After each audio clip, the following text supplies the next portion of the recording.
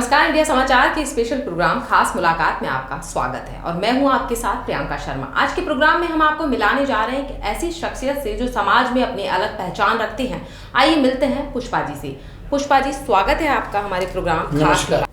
पुष्पा जी, हम सबसे पहले सवाल करेंगे कि सरकार ने एक निर्णय लिया है कि पैरा मिलिट्री फोर्सेज में या सेना में आप लोगों को भी स्थान दिया जाए, तो उस निर्णय के बारे में आपका क्या कहना है? सबसे पहले सबको नमस्कार।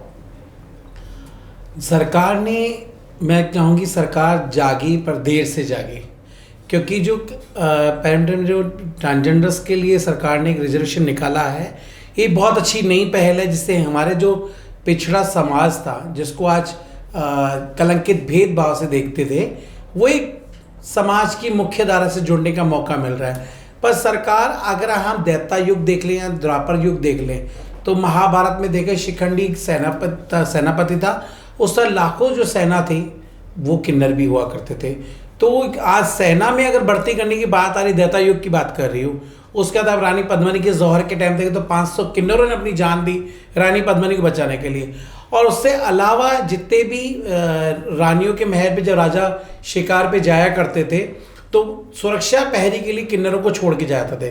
तो सुरक्षा को देखते हुए और सेना में बढ़ती, और जो सरकार ने, गृह मंत्रालय ने जो बोला है कि पुलिस डिपार्टमेंट और मिलिट्री फोर्स में ट्रांसजेंडर्स लोग को इंक्लूडिंग है, तो बहुत अच्छी बात है। पर सरकार ने जैसे में एक उसमें ग्रेजुएट और ऐसे कुछ निकल गए। पर मैं चाहूँगी सब बहुत सारी और भी वैकेंसीज हैं, जैसे उनके साथ वहाँ खाना बनाने का है, या उनके साथ वहाँ पर हाउस कीपिंग है, या और सारी वॉशिंग का है, और उनकी बाकी देख रेख करना, मिलिट्री जो मेजर्स होते हैं, कमांडो होते हैं, उनके घरों में रहने करने का जो जिम्मेदार होता है, वो जॉब भी इनके लिए निकाले तो ज़्यादा और अच्छा रहता। तो और भी तरह की बहुत सारी सेवाएं हैं, उनमें हाँ, सरकार ने जो आपके लिए भागीदारी निश्चित की है, तो उस बारे में क्या कहना है आपका?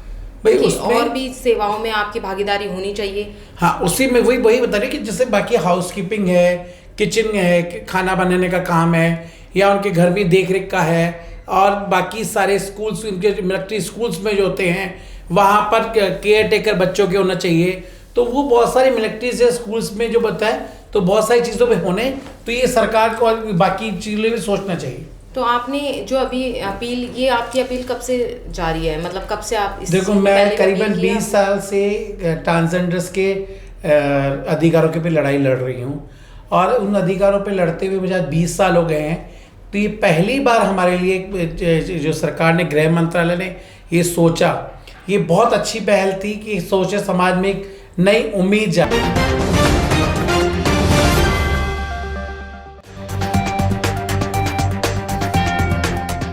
क्योंकि इससे पहले अगर पुलिस में देखा जाए तो गंगा ऑलरेडी हमारी पुलिस में है, जिसके वजूह के लिए, उसके जॉब के लिए हम लोग पिछले 2 साल कड़ी मेहनत करके लड़ाई लड़ने के बाद में गंगा को 2018 के अंदर जाके जॉब मिली। गंगा को 2018 में जॉब मिली, पर सरकार ने उसे ना मेल कोटे में नहीं दी, ना ट्रांसजेंडर कोटे में ना दी है, उसको एक फीमेल कोटे में जॉब दी है।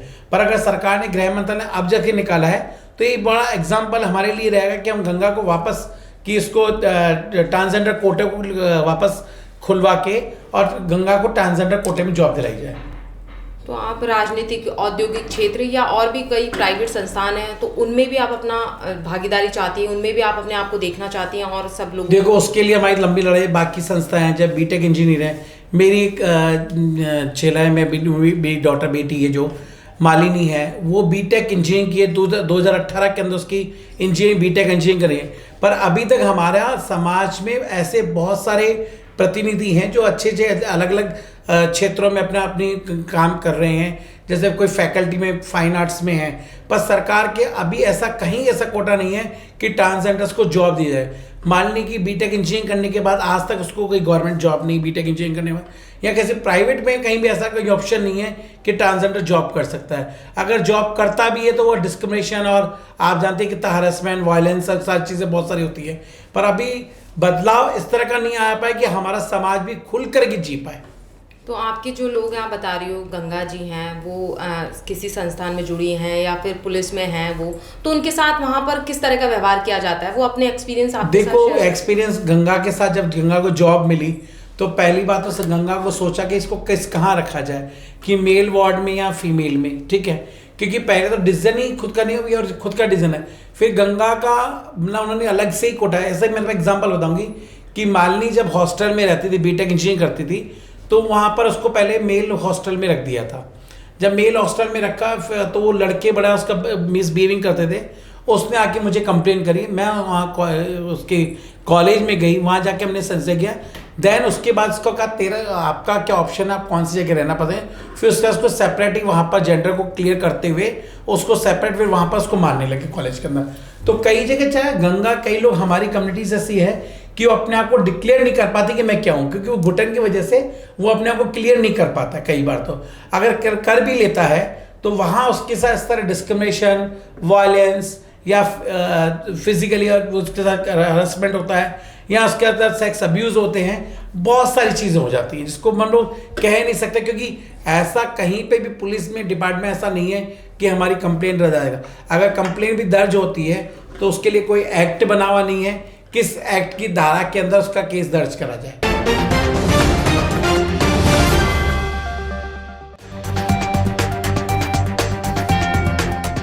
आप कहीं शिकायत लेके जाती हैं तो पुलिस वालों का क्या रवैया रहता है? पुलिस वालों को देखो पहले से कोशिश करते हैं कि रफा दफा को नहीं करेंगे, क्योंकि वो कोई चाहते ही नहीं कि ऐसा कोई केस दर्ज हो, क्योंकि ऐसा केस दर्ज भी होगा तो उनके लिए नई चीज होगी और कौन से धारा और कौन से एक्ट में उसको बंद करेगा और कौन से एक्ट की धारा का लगाएगा, क्योंकि ऐसी कोई ट्रांसजेंडर्स के लिए धाराएं बनी नहीं है। तो वो चाहता है कि इस केस को ऊपर ऊपर से बात कर लेते हैं और रवाना कर देते हैं, और यहाँ तो हमारी कम्युनिटीज के उल्टा मिसबिहेविंग करके उनको डांट देते हैं। तो आपको दबाया जाता है? दबाया जाता है। ठीक है, तो आप कभी मार्केट जाते हैं, किसी आयोजनों में जाते हैं, कार्यक्रमों में जाते हैं, तो आप लोगों को बड़ा शुभ माना जाता है, तो लोगों का नजरिया क्या रहता है उस दौरान? देखो मैं मेरा बताती हूँ एक्सपीरियंस। तो मैं जहाँ जाती हूँ मैं केयर नहीं करती कोई मेरे बारे में क्या सोचता, मुझे फर्क है। मैं खुद के लिए जीती हूँ, दुनिया मेरे बारे में क्या सोचती है। पर ज़्यादातर हमारे समाज की बात बताती हूँ कि जब वो जाते हैं तो ऐसा लगता है कि वो लोग कहाँ से एलियंस आ गए हैं क्या। लोग अजीब नज़रों से देखते हैं। अगर आज मैं किसी मॉल पे एक लड़का जा रहा है और खरीदारी मेन पसंद की खरीदारी, तो दुकानदार उससे मनपसंद की चीज़ दिखाएगा, ये उसको अच्छे से टैकल करेगा। अगर वही मेरा समाज जाता है, मेरी कम्युनिटी के लोग जाते हैं, तो उनको बड़ा बस भी देगा, अरे मैडम यहाँ तो उनको कोई गलत चीज़ होगी ना उनको थोप देगा, ठीक है, केवल इनको पता तो है नहीं, जो डेड स्टॉक भी होगा वही पकड़ा देगा उनको, क्योंकि वो नॉलेज नहीं होती है। अगर बैंक पर और उससे डबल पैसे ले लिया, यदि उनको पता है कि इनको माइंड होता नहीं है, तो उसके अगर 10 रुपये की रेट है तो पहले उसको 15, 20, 25 बता देगा, उसको पता है बाद में गएगा। तो वो इस तरह का डिस्क्रिमिनेशन भी होता है जो ज़्यादा हमने देखा भी है, या कई बार कई चीज़ें हो भी जाती है कि पता ही चल पाता है, और मेरी कम्युनिटी के लोग फिर आके मेरे से हेल्प मांगते हैं कि मम्मी मेरे को ये हो गया, ये फिर जाती हूँ मैं साथ में, क्योंकि चलो मैं तो एजुकेटेड हूँ पर मेरा समाज तो अवेयर नहीं है ना, मेरे कम्युनिटी के लोग तो अवेयर नहीं है ना।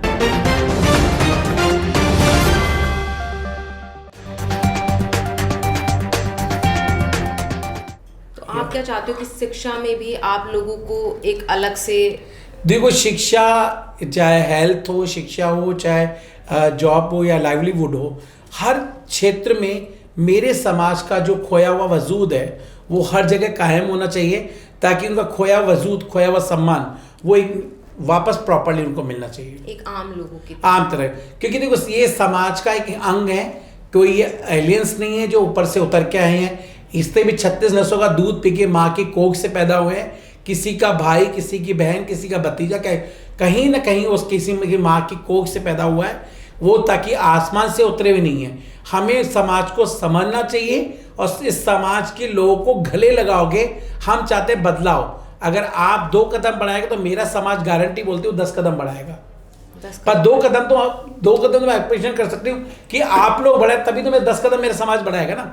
तो आपका कोई ऐसा एक्सपीरियंस रहा हो इतने सालों का? आप तो देखो मैं इतने सालों का मैं एक्सपीरियंस मेरा बताती हूँ। जब मैं 20 साल पहले काम करना चालू की थी सोशल एक्टिविस्ट लाइफ में, ठीक है, जब तो मैं इतना डिप्रेस भी हुआ करती थी, क्योंकि डिप्रेस तभी होती, मैं कहीं जाती किसी ऑफिसर से बात करती थी, नेक्स्ट डे ऑफिसर सीट पे नहीं होता था।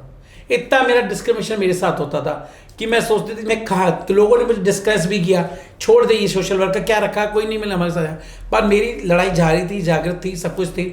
तो मैं जाती थी, सब वो बैंक का ऑफिसर भी नेक्स्ट डे काम करता था और तीसरे दिन देखते गायब। तो मैं फिर मेरे को किसी ने बताया, क्योंकि लोग उससे टॉन्ट करते थे। जैसे सपोज मैं आपके साथ बात कर रही हूँ, मेरे जाने के बाद आपके साथ के कलीग सब क्या बात है प्रिया जी, आजकल तो आपके पुष्पा जी से बड़ी बन रही है। तो इस डर के मारे से वो बेचारा जो ऑफिसर मेरे को सपोर्ट करता था, मेरे लिए काम करते थे, वो करना बंद कर देते। क्योंकि हमारा जो कल्चर यहाँ का है वो हमारे समाज को सिर्फ एक नाच और गाना गाने वाला समझ रहा है, ना कि एक समाज का अंग समझ रहा है। जिस दिन वो हमारे समय समाज का अंग समझेगा तो उसकी सोच को बदलना होगा। क्योंकि आज तक सरकार ने सुप्रीम कोर्ट जजमेंट बाद कहीं फैसिलिटीज़ हैं, जैसे जहाँ पर वॉशरूम है, वहाँ कहीं पे भी टॉयलेट्स में अगर मुझे आज कहीं लग रहा है तो कहीं पे भी ऐसी जगह नहीं, मैं कहाँ जाऊँगी। मेल का वो लग रहा है, स्लोगन लगा हुआ है, फीमेल का लगा है, मैं कौन से बाथरूम में जाऊँगी और ये तो सिर्फ मेरे साथ बीता हुआ है। मेन अजमेरी गेट वाले बाथरूम पे जब मैं जा रही थी तो मेरे को उसने, मैं फीमेल वाले टॉयलेट में जा रही थी, उसने वहाँ के मुझे रोक लिया, बोला कहाँ जा रही हो। मैं कहाँ जा रही हूँ, आंखें अंधी है, कहाँ जा रही हूँ मैं। तो वो कहता है ये आपके लिए, औरतों के लिए। मैं तुझे क्या दिख रही हूँ, मैं क्या दिख, चलो मैं तो एक बोल्ड थी और मैं अवेयर थी तो मैं फाइट करेगी। बाकी मेरा समाज का वो गंदी जगह पे करेगा जिससे बहुत सारे बैक्टीरिया और जम्स लगेंगे। सरकार कहती है खुले में शौच करना मना है, खुले में वॉश करना मना है, स्वच्छ भारत सब। तो हमारे समाज के लिए इतना जो पैसा आया तो हमारे समाज के लिए फैसिलिटीज़ क्यों नहीं बनाई गई। आपने पूरे जयपुर में पिंक टॉयलेट्स बने हैं, इतना सारा कुछ बना है। कहीं पर आपने देखा ट्रांसजेंडर्स लिखा हुआ, कहीं वहाँ पर साइनेज लगा हुआ है? नहीं। क्यों नहीं लगा है साइनेज? अरे तुम नया अलग से नहीं बना सकते, जहाँ फीमेल का बना हुआ है वहाँ एक साइनेज लगा देते, अगर जहाँ मेल का लग रहा है वहाँ एक साइनेज लगा देते, जहाँ मेल ट्रांस पुरुष है वो वहाँ जाता, ट्रांस फीमेल है वहाँ जाती। तो इतना तो सरकार कर सकती है, वो भी नहीं किया। आखिरी सवाल मैं आपसे करना चाहूँगी कि आप लोगों को क्या मैसेज देना चाहती हैं, कोई अपील हो आपकी लोगों से? देखो, मैं समाज से, केंद्र समाज से और सरकार से या समाज से और मेरे समाज के लोगों से यही अपील करूंगी कि समाज 2 कदम बढ़ाए, हमारा समाज 4 कदम बढ़ाने का। पहले मेरे समाज को गले तो लगाए, जब मेरे समाज को तुम गले लगाओगे तो ये बदलाव बहुत जल्दी आएगा। तो धन्यवाद पुष्पा जी हमारे साथ ढेर सारी बातें करने के लिए और अपने जीवन के अनुभव साझा करने के लिए। तो यह थी पुष्पा जी जिनसे हमने हमारे प्रोग्राम खास मुलाकात में चर्चा की। हम आगे भी आपको ऐसी ही शख्सियतों से हमारी खास प्रोग्राम खास मुलाकात में रूबरू करवाते रहेंगे। तब तक के लिए देखते रहिए इंडिया समाचार। नमस्कार। नमस्कार।